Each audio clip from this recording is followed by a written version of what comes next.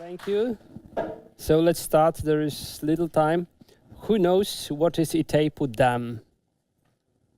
Yeah. Hey guys, where are you from? Okay. So it's a very big water power plant. It's between Brasilia and Paraguay.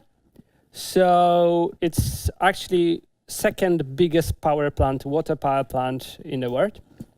And so the plans to build it started in 1966. The consortium of companies to build it was started in 1970s. Then they started to build. They have to change the river route in 1974. Then they had to create an artificial lake in 1982. First generator was started in 1984. Then the last in 1999. Then they have rebuilt it in 2007.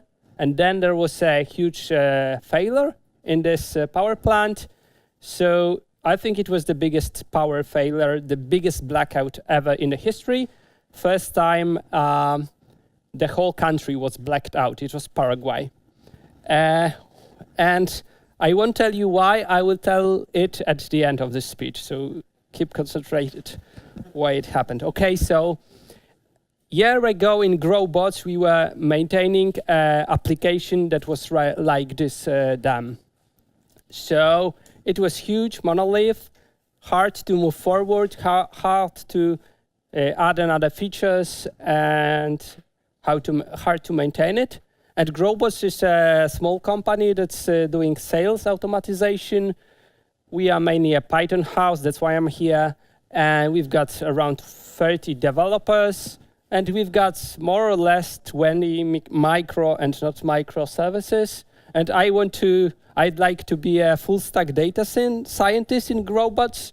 We don't have time to see what does this mean. So now from this big power plant, we want to move to microservices, and microservices is wind turbines if you compare them to this big barrier or to other nuclear or coal power plants.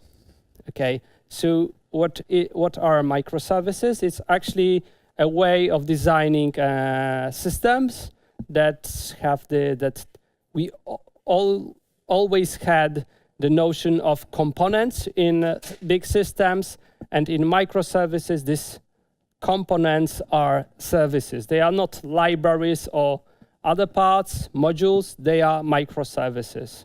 So services are the way of building systems using components called services that gives you big isolation, and which means you are not bound to particular technology. You've got easy deploy, easy upgrade. You hope to have partial outage and not the whole monolith outage. You also have distributed data, more democracy, because small services are like the society where there is democracy. And okay, so we started our journey with microservices a year ago in GrowBots. And that's how it looked like. So I am a data scientist. That's why you've got a chart. So it's a chart of enthusiasm. And it started, a year ago here. We read the blog posts. We started to write code. We tried to deploy it. And it was the highest point of our enthusiasm for microservices, because it turns out that microservices are not easy. Then we had deployment to production, first service outage, and it was not a partial outage, it was the complete system failure. I mean, some next outages. And then we are somewhere here, I think, and we are after the point when you are realizing that your system is quite complex, and you wouldn't have been there if you go with monolith. And so our enthusiasm is growing, I think, I hope. Okay, so I need to say something more about microservices. So before you start microservices, you need to have a few things. And this means you need basically cloud, you need good monitoring, because monitoring business transactions that are spread around your distributed systems is hard. So you need tools for that. You need to think of application deployment, and you need to have something like a DevOps culture. I won't go into that. And what else you need, it is communication protocol. So if the services are separated, you've got good isolation, you need to know how to talk to these services. And that's the communication protocol. So, and one point of this is communication protocol, I mean REST or RPC or protocol. And the second thing is an API. Because if you want to talk with a microservice, you need to know how to do this. And that's what API is. Okay, and then when you create an API or you look at the system and you've got API for services, then you realize that APIs always change. You cannot rely that they are stable. You realize that when you move from monolith to microservices, you've got services that are definitely not micro. Like if a service has like 10 or 15 or 20 endpoints, it's definitely not microservice, right? And that's also why the API keeps changing. And what we observed is the bigger is the service, the most frequent are the changes. So it's this chart. So if my microservice is around 2 or 3 endpoints, I will have around 2 or 3 changes a year. But if it comes to 8 points or 10, you will have 14 changes. So it means you change the API every 3 weeks, yeah? And if you change an API of a microservice, you have to change the code in each other service that depends on this service, right? Okay, so sometimes you cannot specify the API because no one knows it exactly, or the business logic behind it is a bit tricky. You don't want to write it because it's too big. You've got quick fixes and you can't follow with the API definition, or you even treat API just as a documentation. So who writes documentation regularly? Or whose documentation is up to date with the code? Yeah, great. So we try to, all of us. Okay, so some of these problems are handled by writing API first. So before you write the microservice itself, you write the API. And it's very good. Yeah, you should try it. But you remember this? What happens if the service is big and it's already there? You don't start with API first. Or sometimes you make a quick fix and then API is first and forgotten. So that's the first part of this talk. So how many of you work with microservices? Okay. How many of you understand the concept that you forgot the API or you don't have the actual API written? Okay. And okay, so that's what happened to us, that we tried to make the API written down, but we were not consequent to have it up to date. And so this makes that your application that is spread into microservices is almost as hard to use, to refactor, to make changes in as the monolith. So you are back. Okay, so in the next part of this talk, I will try to say you how Python tools can help you not to forget the API. So if we talk about API specification, we usually have a few ways of specifying the API. So one of these ways is Swagger or OpenAPI. So it's the new name for Swagger. And it's a REST API specification that is based on YAML or JSON. And it's good because it's universal and has rich tooling in many languages. Okay, you want some code? Not now. Now, okay, so how does the REST API look in Swagger? So I've got the service that is Swagger Pet Store. So probably there will be some pets there. Okay, and there is an endpoint called pets, and there is a method get you can call, passing the ID in path, and then, yeah, so it returns a user based on a single ID. The user should be a pet, actually. You've got operation ID. It returns a JSON document. You've got ID document, ID parameter that is specified in path. Oh, and it's the ID of the pet.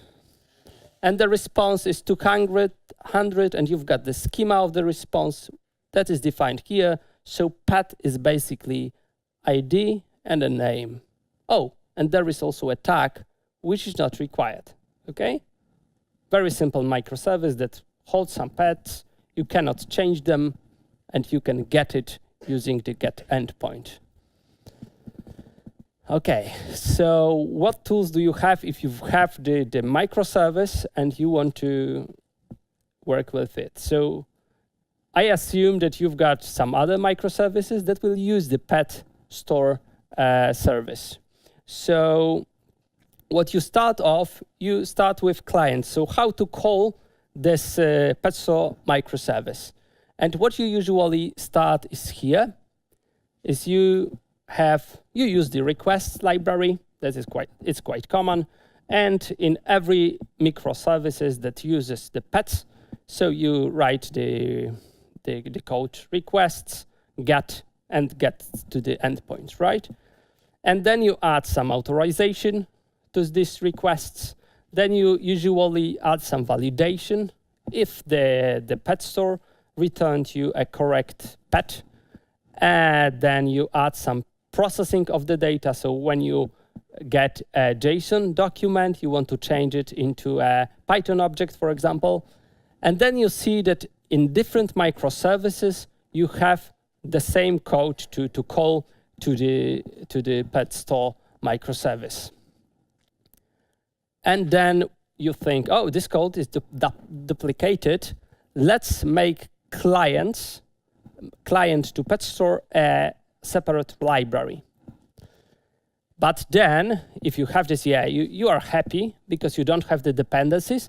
But then you realize that all the microservices that lie in the different repos depend on this client library, right? And then you realize, then you had the client in the pet store microservice code. So you realize that all these microservices have to depend on the pet store project. That's not something you really like, actually. Because, for example, in pet store server, you can have like dependencies that you don't want to have inside the other services.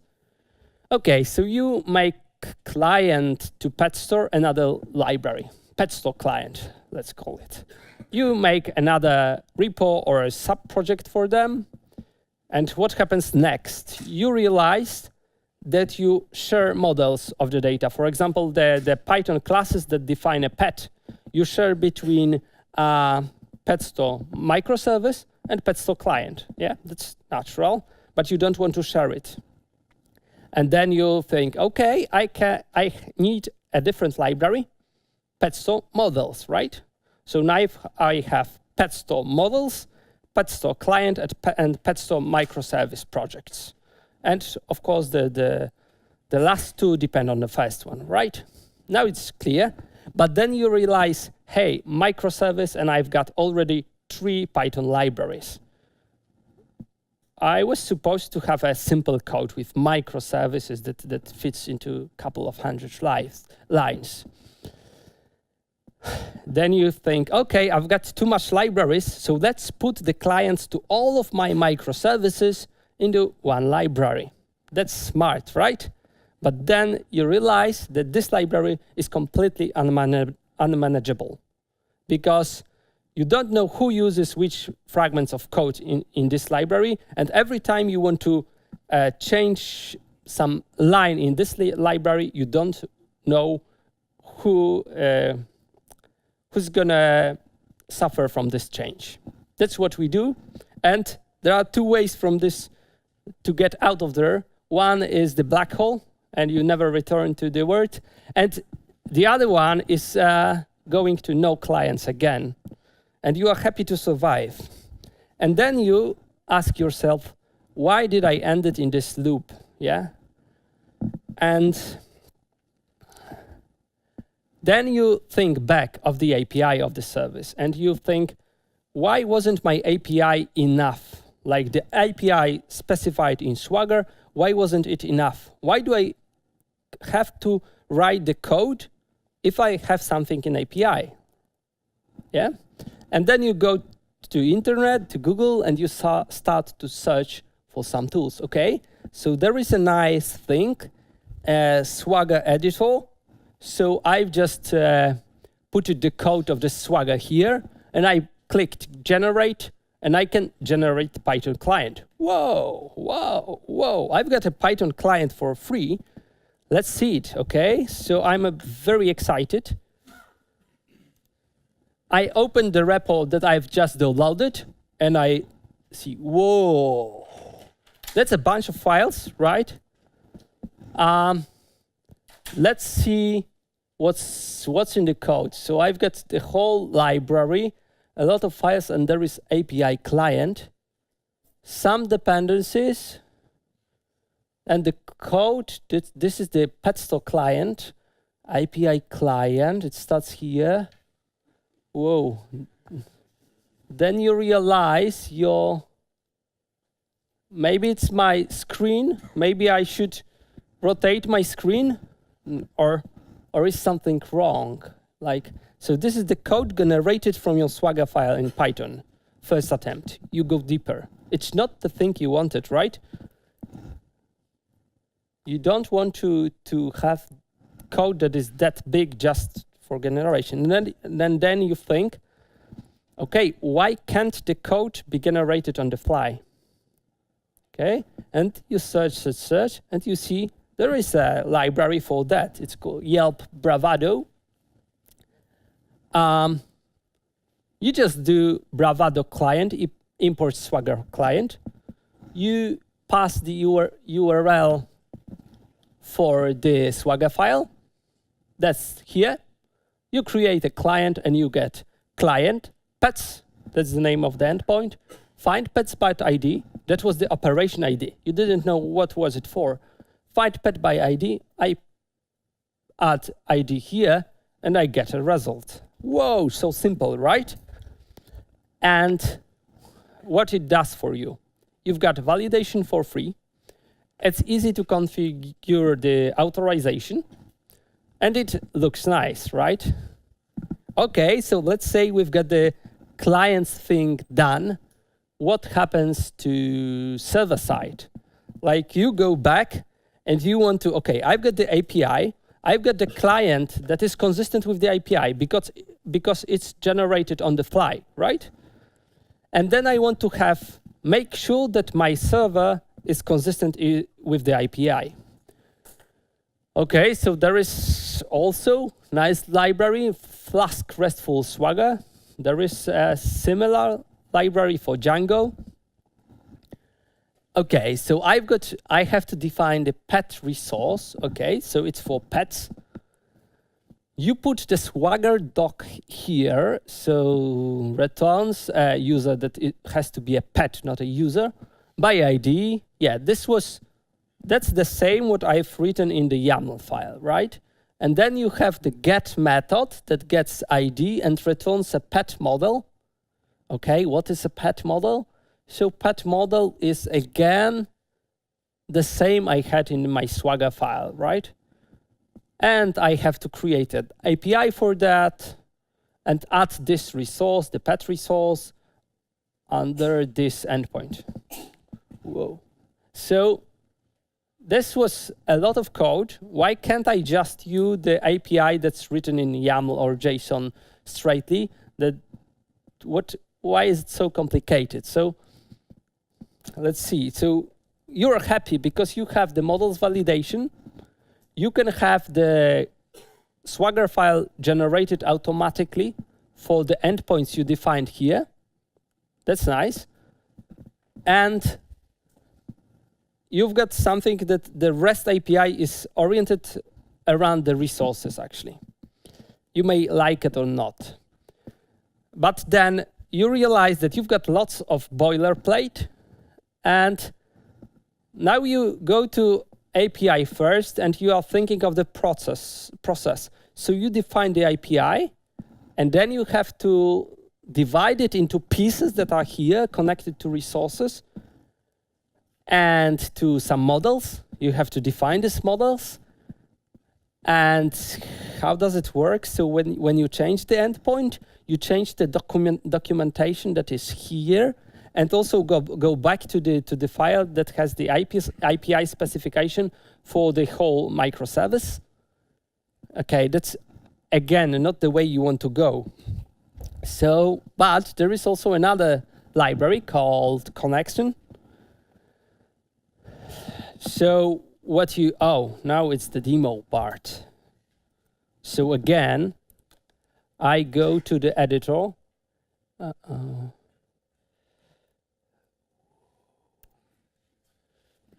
Okay, I've got the editor. Yeah, that's the Swagger file. I can generate server. Where is Python? Python Flask, I generated it. Okay, I will spare you opening it. Okay, so here is the files I get from what I've just downloaded. It's much smaller, like server is much smaller than the client that was generated before. Okay, so I've got some controllers.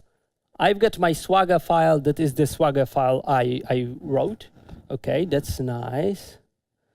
I've got some code generation, README. Okay, what happens in my app?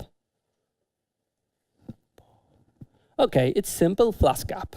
So I create a connection app that is basically a wrapper to a Flask app. I add this API that is in this directory. Yeah, I've got some other, and I just run it on the port. Yeah, and okay, where is the code of the get function? So I've got controllers and a single file with a controller. Oh, and here I've got the method find pet by ID. That's the operation ID in the YAML file. I've got the ID, it returns a string and does some magic, right? Okay, can we run it now? No, we can't. Don't have time. Okay, so that was so simple. First thing what you get from connection is the Swagger UI. So if you go to the API/UI, you've got something like this. So online documentation, and it's nice. So you've got, again, my endpoint. Oh. I've got, again, my endpoint. So this is an example. I can put an ID here and click try it out. I also have a curl line to call it from terminal. That's nice. And I can do it right here, right? So that's very nice because you've got the single Swagger YAML file and everything is generated automatically, right? There is not much code. You just create an app. You've got the operation ID that is here. It takes ID and gives you a string, or actually it should return some JSON document. Okay, so it's nice, but what actually it gives us? So you've got the Swagger UI. You've got the Swagger file that is embedded in the code. A simple main and simple function to call. And you get for free validation. Whoa, that's nice. So if I call the function, if I call the endpoint, and the ID parameter is not an int, the Swagger will handle this. It will say, hey, this ID parameter was supposed to be an int, and it's a string. You can also enable validation of the response you return. So if I return something that is not a JSON with a pet, it's also connection can check it and say, hey, that's going to be an error because you're returning something that is not a pet. And in the Swagger file, 6 minutes. Okay, that's plenty of time. Okay. What you return is not a pet, so you will have an error. That's very nice. What you also get, you've got the authorization handled by the connection library. So you don't have to define if the request arrives to a microservice, you don't have to check manually that this user is allowed to do this function. And yeah, that's mainly what you have. Whoa, okay. Okay, and it's very boilerplate free, as you've seen. And we are almost there. So a few concluding thoughts. I've spoken about microservices, and I want you to remember 3 images. E-type barrier, that is a huge monolith. Wind turbines that you can plant anywhere. You can deploy a single of them, or you can deploy a bunch of them, and it's like the microservices word. They are hard. It won't solve your problems, or even worse, if you have problems, it may make these problems bigger if you move to microservices. It's not easy to write a good API because you have to assume that it will change constantly. There are some Python tools to help you. I have spoken about Flask RESTful Swagger and connection. There are also clients that is the client automatically generated by Swagger editor, and there is also the Yelp Bravado client that is, in my opinion, a bit better. Okay, so we've got, so now you're writing questions. Whoa. And you can upvote some question, so, or downvote, I think. So if you don't like some particular question, okay, so which one should I start from the up? How do you access Swagger files from? Oh, that's a nice question. I like it. How do you access Swagger files from other microservices? Are they exposed in production?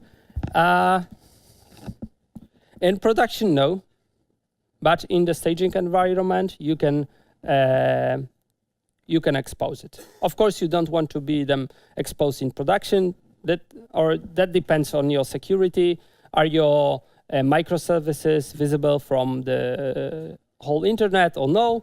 But it's very helpful in the debug mode or staging environment, or how you call it. Does Swagger connection help with? Oh no, I should go. I don't know what is IPRE. Sorry. I don't know. No. But we can talk about it on the lightning talks. Maybe some of you will present a lightning talk on IPRE. That would be great. Yeah, API versioning is kind of hard. No, and connection will not help you with this. So what you can do is you can, in a single Swagger file, define a few endpoints or a few versions, or have a bunch of Swagger files, one for version 1 or one for version 2. But no, it's not the aim of connection. It's a hard problem. This is done. Oh, yeah, so there is a standard, and it's called OpenAPI. It doesn't sound too enterprise. That's a nice thing about it, I think. And I think it's a few years in maturity. Yeah, but yeah, and there is standard. It's well documented if you ask about it. I think it's even sometimes too well documented, so the documentation is so big that you can't work it with easily. Oh, and that's the question that no, I already answered it. But there is a good question, or maybe you meant that. So now I've got a lot of Swagger files, and where do I keep them, right? So if I've got the Swagger file for pet store, how do I know that another service that I have talks to the pet store using the good API? Yeah? How do I know that the client that is generated in the other service is consistent with the API that is defined in the repo of pet store?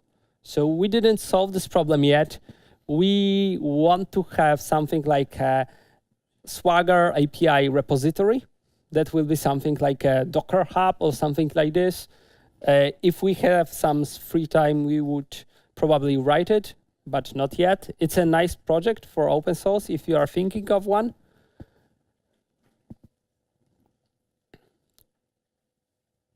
Okay. Yeah, my presentation was a bit Flask oriented because I'm more familiar with Flask. When I looked at the Django REST Swagger library, it was kind of similar to Flask REST Swagger, and they can be directly for model. And I don't like this way of thinking. I want to be for me, that API first means not only that it's created first, but only it's the most important piece of microservices if you are looking from outside of this microservice. Yeah, so if it's the central part, I don't want to generate some endpoints from models. I want to generate them directly from the API Swagger file. Okay? That's all. Yeah. Okay. Does connection validate where you are returning is a valid API response? Yeah, you can turn it on. It's optional, but it's possible to turn on. Okay. Okay, thank you very much. Applause for speaker.